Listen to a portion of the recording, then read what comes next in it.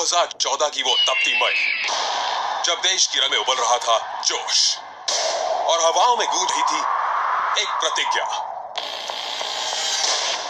सौगंध मुझे इस मिट्टी की, मैं देश नहीं मिटने दूंगा, मैं देश नहीं झुकने दूंगा।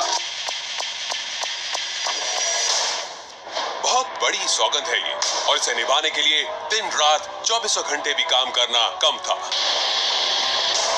और सिर्फ 5 साल तो बहुत ही कम, पर यह इंसान तो आया ही था देश का चौकीदार बनने, है ना? अपना घर परिवार सब कुछ तो वो बहुत पहले, बहुत पीछे छोड़ आया था। अब 125 करोड़ देशवासी उसका परिवार बन चुके थे और सपना उसका बस एक था, देश का सिर पूरे विश्व में ऊंचा उठाना। मुझे अपने लिए कुछ नहीं चाहिए, 125 करोड़ देशवासी यही मेरा परिवार है। आपका कल्याण, इसीलिए लड़ाई लड़ रहा हूं। तो इस देश का चौकीदार तो गरीब की सेवा करने आया था, गलत और बेईमानी से पर्दा हटाने आया था, 56 का सीना लिए आतंक से टकराने आया था, फाइलों के पहाड़ गिराने आया था, फर्जी व्यापार मिटाने आया था। इस देश में 70 सालों में नहीं हुआ था, वो सारे काम करने आया था।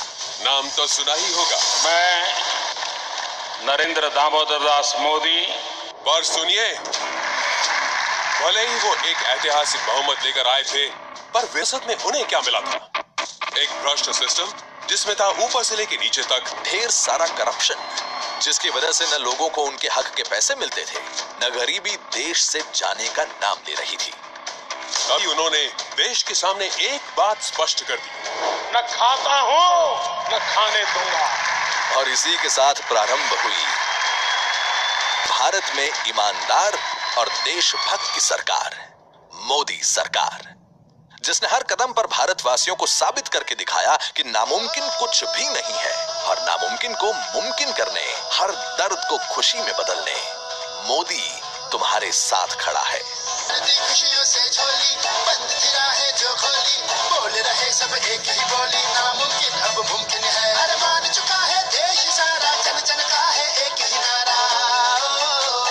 ना होता था जो भारत में, वो होना अब मुमकिन है। कैसे? अरे मोदी है तो मुमकिन है, अरे मोदी है तो मुमकिन है, अरे मोदी है तो मुमकिन है, अरे मोदी है तो मुमकिन है। मैं याद नहीं दिलाना चाहता था वो गुजरी काली यादों को, जब भारत आतंक के साए में था।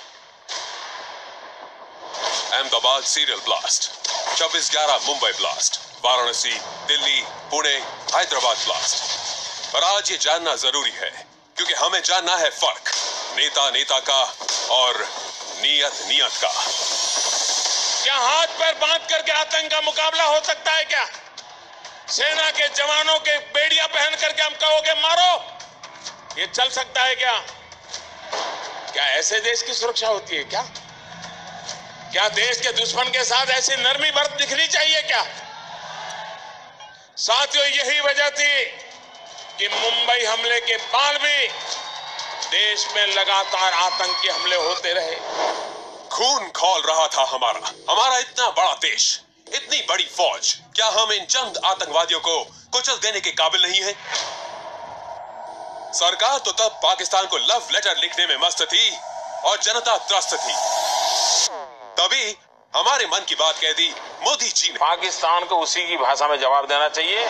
26 सितंबर 2016 की वो रात के 3 बजे का समय, आतंकवादियों के वो ठिकाने दाएं दाएं चलती गोलियां, एक गोली के सामने 10-10 गोलियों से जवाब देता हमारा फौजी।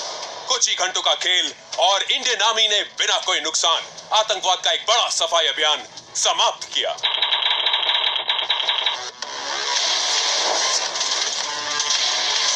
आज भारत नई रीति और नई नीति पर चल रहा है। आपको जागने वाला चौकीदार चाहिए कि नहीं चाहिए? देश को जिताने वाला चौकीदार चाहिए कि नहीं चाहिए? अब जाके दुनिया को और आतंक के आकाओं को पता चला कि ये नया हिंदुस्तान है, ये घर में घुसेगा भी और मारेगा भी। पर लगता है उनको अब भी नए भारत के इरादों पर संदेह था। और उन कायरों ने हाईवे से गुजर रहे हमारे जवानों के काफिले पर हमला कर दिया। पर मोदी जी ने डंके की चोट पर बता दिया।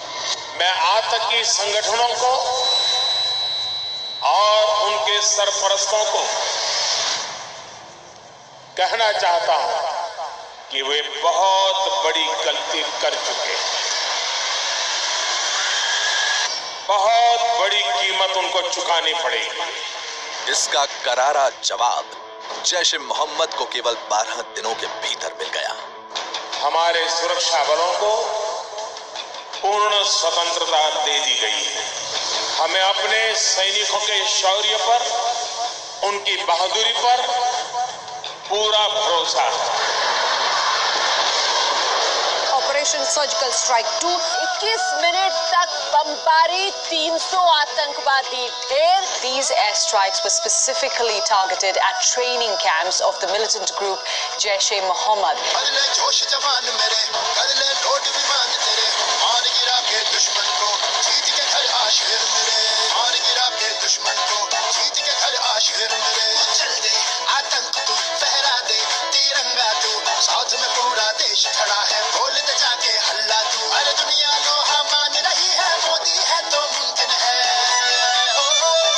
नामुमकिन को मुमकिन कर दे, मोदी है तो मुमकिन है। अरे मोदी है तो मुमकिन है, अरे मोदी है तो मुमकिन है। पर अगर मैं आपसे कहूं कि मोदी जी ने इतनी सड़कें बनवाई तो आप कहेंगे उसमें क्या है, इससे पहले सड़कें नहीं बनती थी क्या? और मैं आपसे कहूं मोदी जी ने करोड़ों शौचालय बनवाए तो आप कहेंगे वाह बेटा, इससे पहले देश में शौचालय नहीं बनते थे क्या? अगर मैं आपसे कहूं कि मोदी जी ने करोड़ों घर बनवाए तो आप कहेंगे इसमें क्या है, इससे पहले हमारे यहाँ घर नहीं बनते थे क्या? ये सब तो जाने दीजिए, लेकिन वो जो हमारे युवराज है ना, वो कहते हैं कि 70 साल हमने जो काम किया, उन्होंने क्या काम किया ये मैं आपको बताता हूँ। हमारी आजादी के 1 साल बाद आजाद हुआ इजराइल सुरक्षा और साइंटिफिक खेती में हमसे कहीं ज्यादा आगे निकल गया। उसके 1 साल बाद आजाद हुआ चीन विश्व का सबसे बड़ा उत्पादक बन गया। भौगोलिक तौर पर हमसे कई गुना छोटा सिंगापुर आज व्यापार में सबसे आगे है और भारत को आपने टॉप 100 करप्ट कंट्री की लिस्ट में ला दिया। ये है आपका 70 सालों का हिसाब। आज जो मैं आपको बताने जा रहा हूँ उसे सुनकर आप दंग रह जाएंगे और कहेंगे कि दत्त, पहले वाले के हाथ पे हाथ धरे बैठे थे।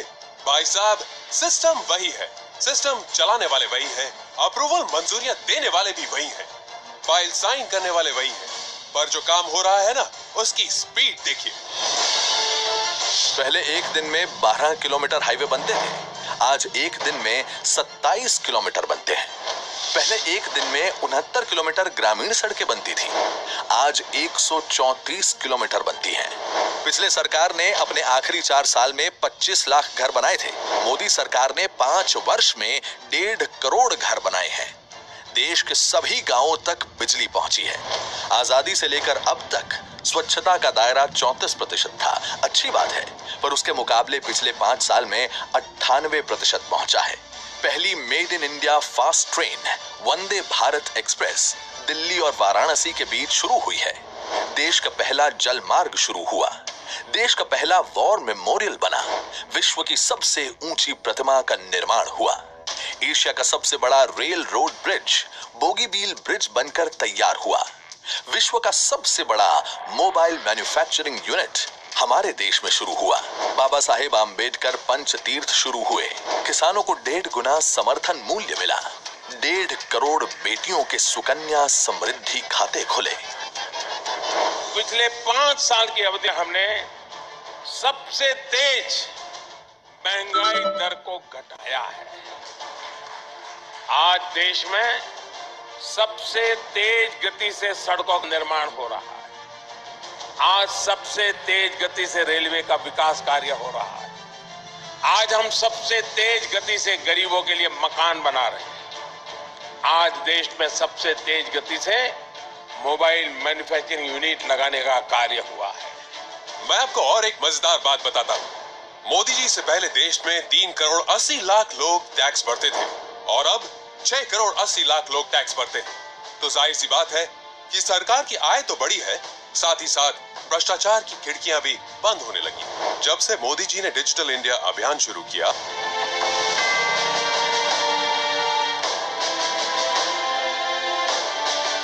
तो मोदी सरकार हमें विश्व की सबसे बड़ी स्वास्थ्य रक्षा देने निकल पड़ी। आयुष्मान भारत ये कोई ऐसी वैसी योजना नहीं है। इससे आपके घर में अगर कोई बीमार पड़े तो 5 लाख तक का इलाज फ्री में मिलने वाला है। 14 लाख से अधिक लोगों को तो लाभ मिल चुका है और ये तो बस शुरुआत है। 5 लाख तक का फ्री इलाज 50 करोड़ लोगों को मिलना मोदी है तो मुमकिन है। पर मोदी जी के आने के बाद महिलाएं बहुत खुश हैं। भाई क्यों? देखिए, घर घर तक गैस कनेक्शन पहुंचा। फायदा किसको? महिलाओं को। घर घर में शौचालय बने। फायदा किसको? महिलाओं को। अब बिजनेस शुरू करने के लिए बिना गारंटी मुद्रा लोन मिलना शुरू हुआ तो मर्दों से भी ज्यादा लोन लिए महिलाओं ने। अब सेना में भर्ती होने वाली बेटियों को परमानेंट कमीशन मिलना, हाँ, मोदी है तो मुमकिन है। गरीबों की सरकार चलाना हो रहा अब मुमकिन है। घर घर से धुआं हटाना हो रहा अब मुमकिन है। खुले में शौच से मुक्त भारत मोदी है तो मुमकिन है। स्वस्थ तंदुरुस्त भारत मोदी है तो मुमकिन है। अरे बेटियों का खेल खिलाना मोदी है तो मुमकिन है। नामुमकिन को मुमकिन कर दे मोदी है तो मुमकिन है। अरे मोदी है तो मुमकिन है। अरे मोदी है तो मुमकिन है। अरे मोदी है तो मुमकिन है।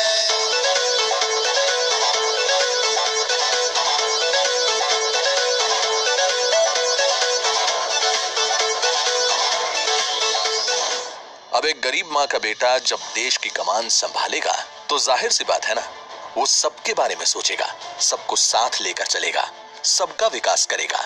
बाकी रैग पिकर्स, सफाई कर्मचारी, सुरक्षा गार्ड, स्ट्रीट वेंडर, सब्जी वाले, घर पर काम करने वाले, लघु किसान, चाय की टपरी वाले, कुम्हार, नाई, ऐसे कामगारों के बारे में कौन सोचता था? पर देखो, अब उनका न्यूनतम वेतन बढ़ा है। असंगठित क्षेत्र के इन 42 करोड़ कामगारों को 60 वर्ष की उम्र के बाद हर महीने मिलने वाली ₹3,000 की पेंशन उनके बुढ़ापे की लाठी बनेगी।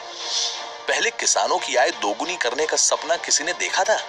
पर आज किसानों को 1.5 गुना समर्थन मूल्य मिल रहा है। सालाना ₹6,000 की किसान सम्मान निधि देने का ऐतिहासिक निर्णय लेना और उसकी किश्त समय समय पर सीधी खाते में जमा हो जाना भी अब मुमकिन है। दूसरे किसी वर्ग के आरक्षण को कम किए बिना बाकी गरीबों को 10% आरक्षण देना अब मुमकिन है। 5 लाख तक की आय पर से टैक्स हटाकर मिडिल क्लास का बोझ कम करना भी तो दोस्त मोदी है तो मुमकिन है। किसानों की आय बढ़ाना अब तो चाचा मुमकिन है। दवाओं के दाम गिराना दादी दादा मुमकिन है। अंधेरा भाग रहा है, भ्रष्टाचार हारा है, सच्चाई के दम पर काम होता सारा है। अरे नामुमकिन को मुमकिन कर दे मोदी है तो मुमकिन है। अरे मोदी है तो मुमकिन है। अरे मोदी है तो मुमकिन है। भाई हम आम लोगों को तो इस चाय वाले की चाय मीठी लग रही है। इस कड़क मीठी चाय के बिना तो हमारा दिन शुरू ही नहीं होता। पर कुछ लोग हैं जिन्हें ये गले से ही नहीं उतरती। एक नहीं, दो नहीं, 22 दलों की नींदें उड़ा के रखी है इस चाय ने, या फिर चाय वाले ने। सो नहीं पाते ये लोग, ये सोच सोच के कि मोदी ने इतना कुछ कर कैसे लिया और साथ में लोगों के दिलों में जगह भी बना ली। हमने तो भैया एक योजना निकाली थी, सालों तक खड्डे खुदवाए, पत्थर तोड़वाए और ऐसे ही लोगों को भरमा कर उस पर इतने चुनाव जीत लिए। आज 5 साल में इतना सारा काम करना कैसे मुमकिन है?